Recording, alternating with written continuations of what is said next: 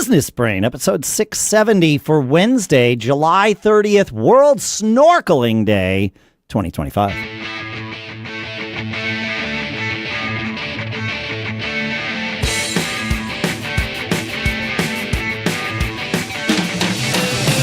Greetings, folks, and welcome to Business Brain, the show where you or we send in some ideas, or we find some ideas, we crunch them, we dissect them, we use them to tune our business brains individually and collectively so that we can each keep on living those charmed lives.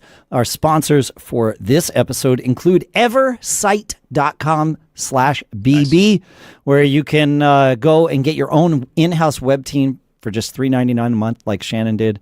And also Shopify.com/businessbrain, where you can sign up for your $1 per month trial period and upgrade your business's selling today. We'll talk more about those in a little bit. For now, here in Durham, New Hampshire, and I swear I didn't have any alcohol before this episode, I'm Dave Hamilton. And I'm Shannon Jean. I'm still out here in Northern California. I have an announcement. I want to make it crystal clear that last night I cooked, Saturday night I cooked the best brisket of my life. Oh, congratulations.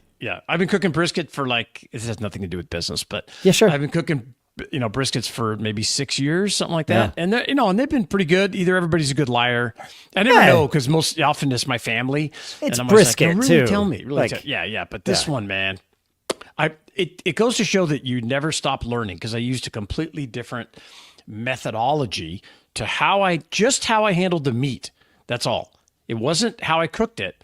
It was just the after prep and how I did it. And man, I just had some for lunch, so I'm all jacked up about it. There you go. It was really, really good. Anyway, it's true that you never stop learning, and in fact, the more you do something, the more you learn how to do it. Yeah, that's a good point. Yeah. I mean, you will, you'll get those plateaus where you're like, I feel like I can't learn anything more. And you just keep doing it. And then suddenly, you get like a little unlock or a spark of inspiration, or you get the opportunity, whatever causes it, to look at it a different way. And you're like, oh, wait a minute. Yeah. Well, I always want to eat the worst piece of meat, right? Because I'm the cook. So I'm like, I want to eat, and I'm always questioning, it could, it's not super moist, or it doesn't have a great flavor profile or whatever, and this that thing. So, but this one, I was like, oh, nailed it. That's great.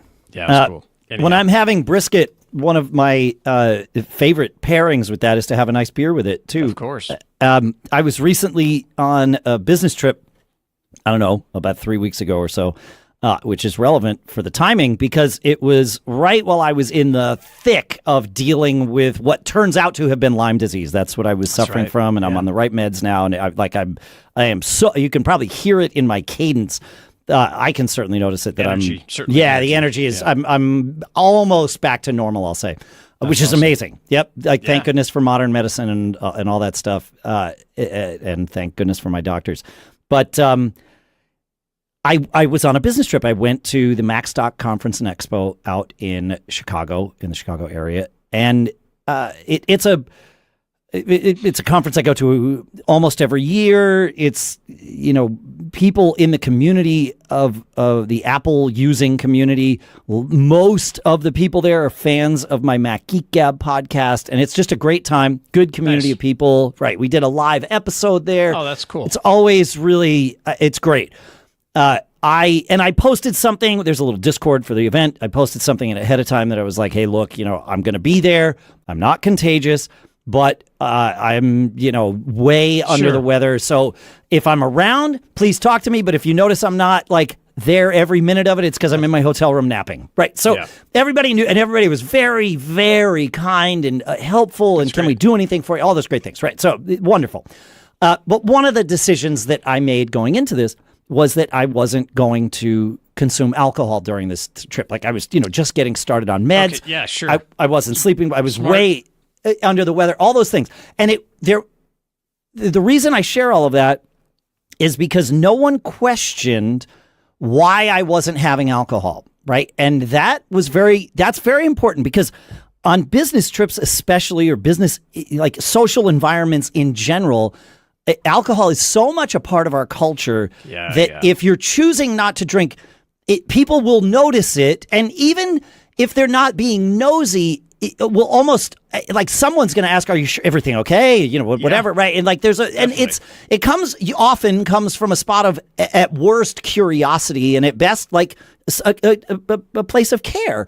And so there was none of that, and there was no pressure or anything because everybody understood, oh, you know, we're just happy that Dave's here, whatever.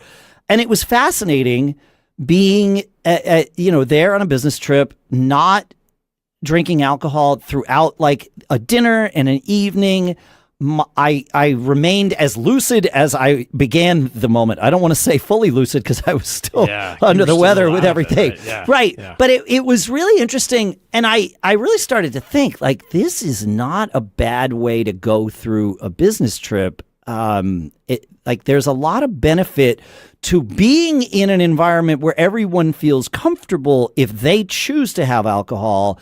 Like, my decision not to have it didn't make anyone feel awkward. Maybe that's the right way to say it, right? Yeah, people were comfortable having it around me. Yes, for sure. Yeah. And so I really started thinking like, maybe this might be something I like do again, because it was really nice, like being able to just like think as quickly as I could. Again, not as quickly as I can today, but that's next a whole different thing. You'll be on fire. Exactly. Right. Exactly. And so I asked ChatGPT to come up with a list of 10 reasons that I could easily give people or any of us could easily give people as to why, you wouldn't be consuming alcohol that particular day at a business function or any kind of function that aren't related to like alcohol use disorder or anything like that. And really, I gave it the instruction, something that won't lead to any further conversation. And there were a few of them that were really good. Like, early morning meeting. Okay, great. Easy. There you go. Yeah. Right. Okay, done. No problem. Jet lag. That's another good one. Another easy one. Like, okay, sleep optimization.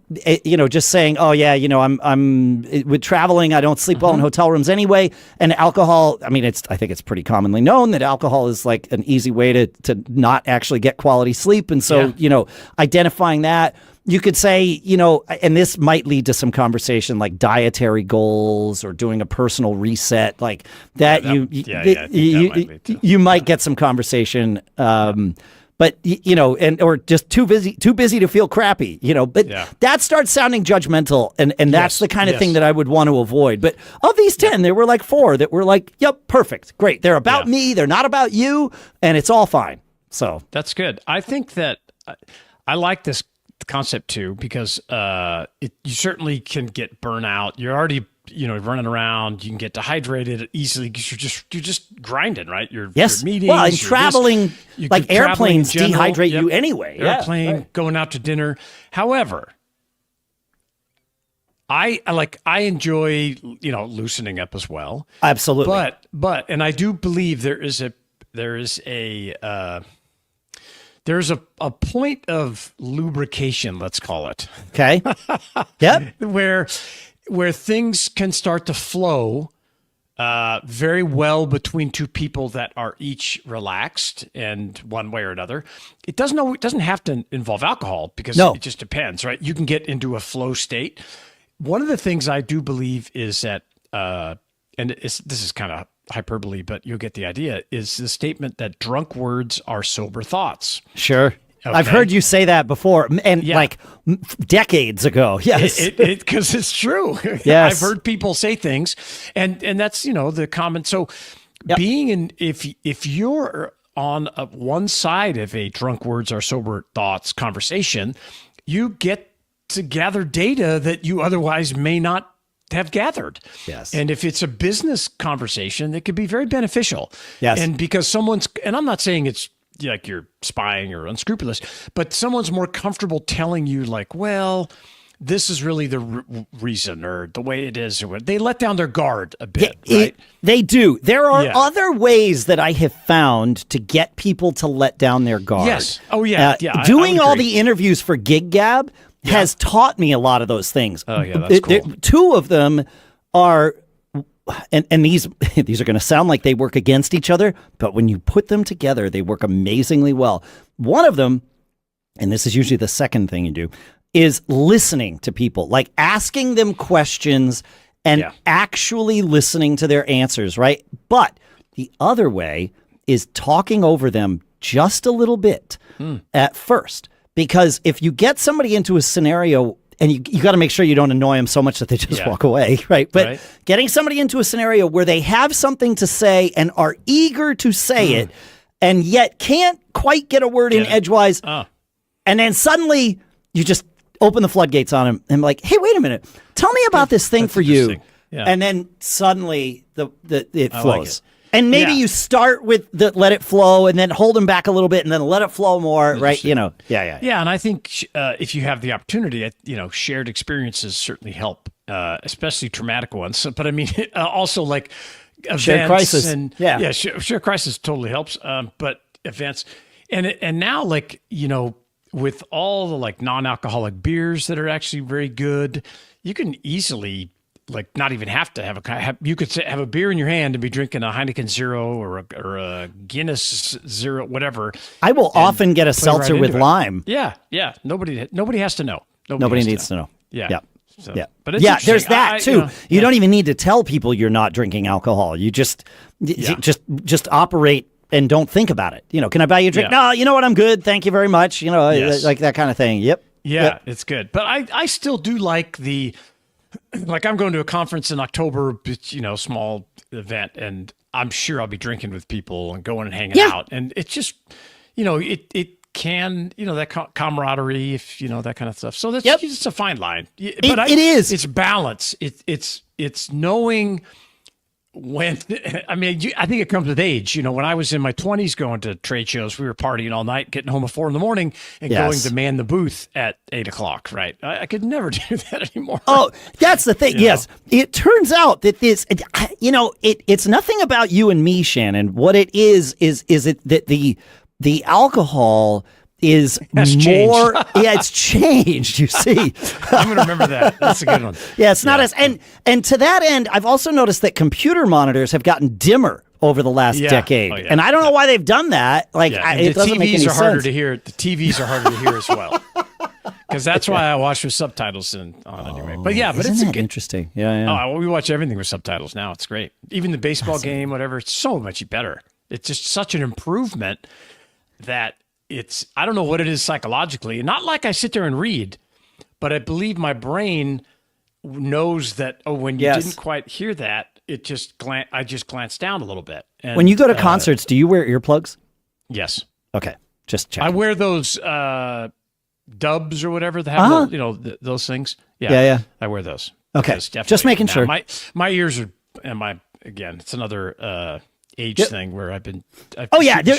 Even if you protect your hearing as much as you can, there is a genetic component to this where you will, it will get worse. And and I've shot a shotgun for 30 years and didn't wear any ear protection for probably 20 of those years because I was young and stupid. So you know how it goes. Yeah, those hard transients are not so good for our hearing. Yeah, it turns out. Yes. Yeah, exactly. Yep. Awesome. Yep. Well, that's great. 130 dB. Yeah. So it's snap like that. Yep. But we'd love your take on it. Tell us how we've done shows on trade shows and conferences. There's a lot of strategy involved in making the most out of those events. And if you just go to businessbrain.show and search for conference or trade show, you'll find those episodes that we were talking about it. I think you'll really enjoy it.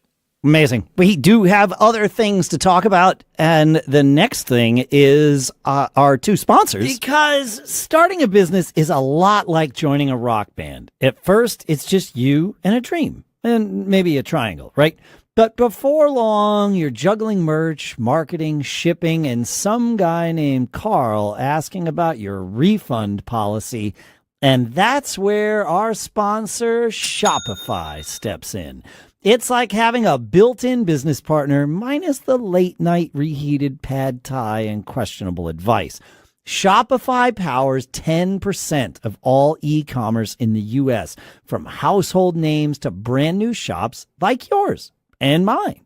You get a full suite of beautiful, ready-to-use templates, smart AI tools that can write product descriptions and boost your images, and built-in marketing to help you turn those what-ifs into heck yes.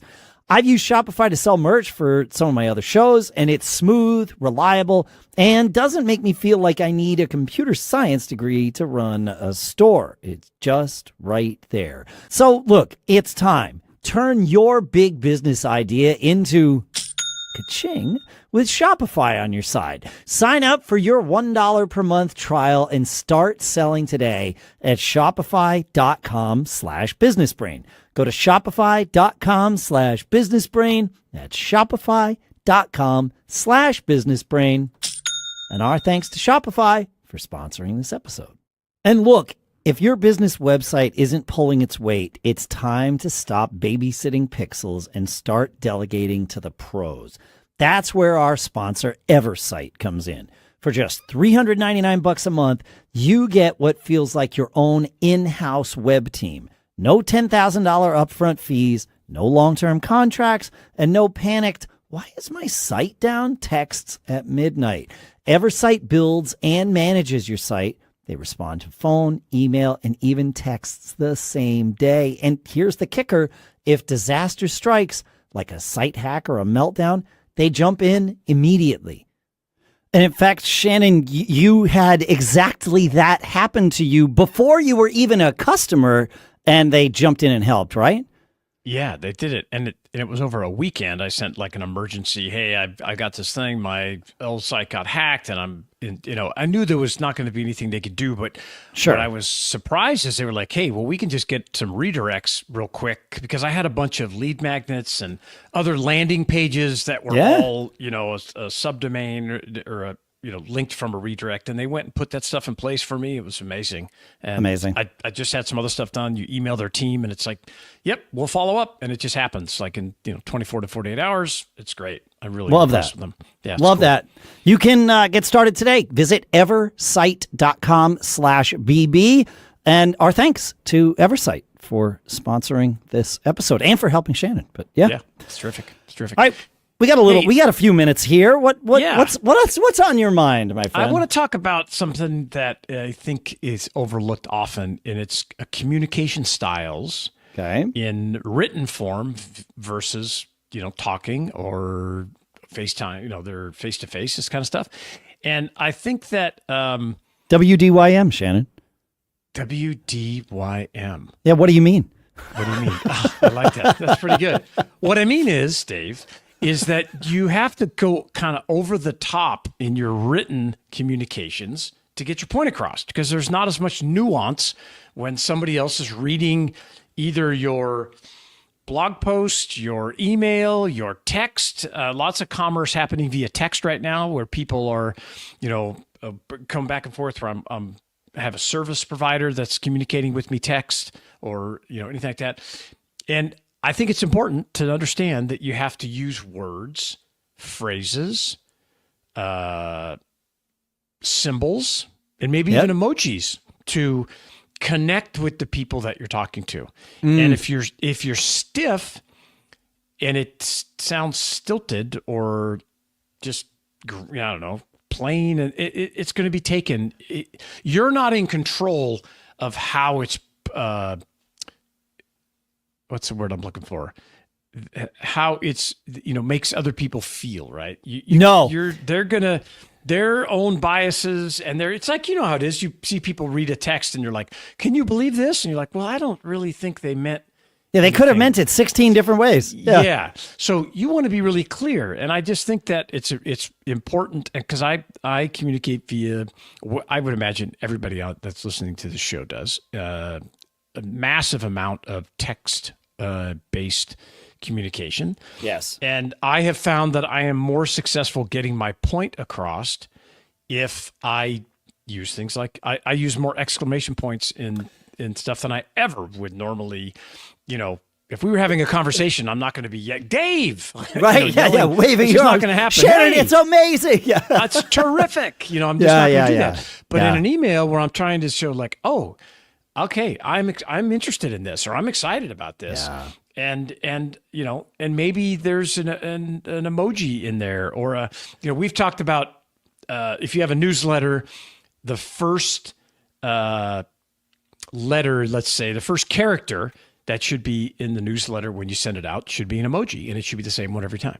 Like I like that. Out, yeah, the branding. Yeah. Yeah, mine goes out. Mine's a pirate flag, right? There you go. This is my whole thing. Sure. And you should leave it. You should always use it, and I just think it's something that you should look at to have other people read your communications, like automated emails, right? Yeah. Order confirmations. Find good ones. Like I get some great ones that have a little humor in it, this kind of stuff, and then find bad ones that are dry and don't really get the point across that you're a cool company to deal with or that you care about your clients. So something to think about.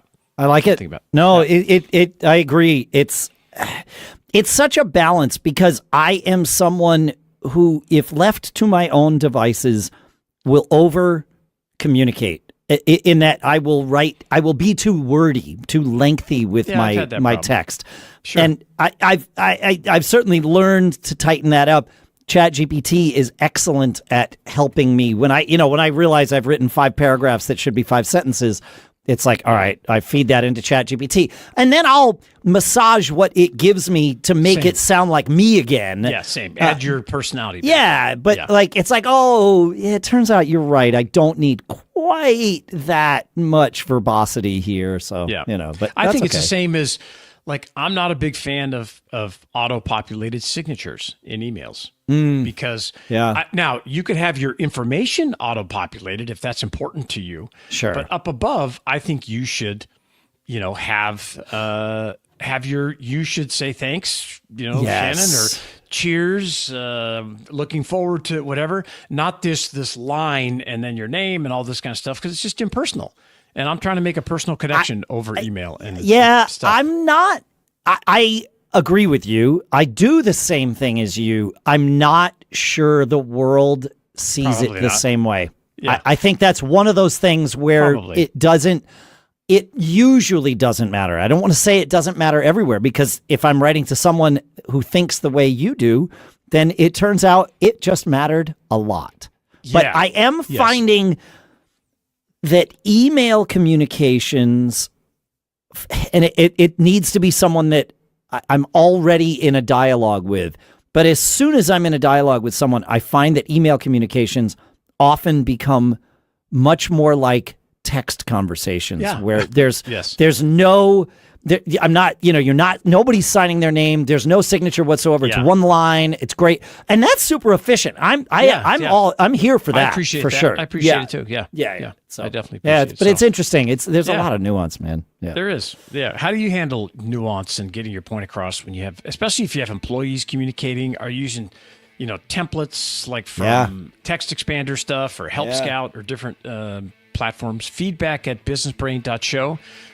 Come talk to us. Yeah, let us know. Feedback@businessbrain.show. Like he said, we love to hear from you. It makes a huge difference for us, even if it's just one line, but make it a lot of lines. We'd like to hear from you. We'll see you on Friday. Keep living that child life, huh?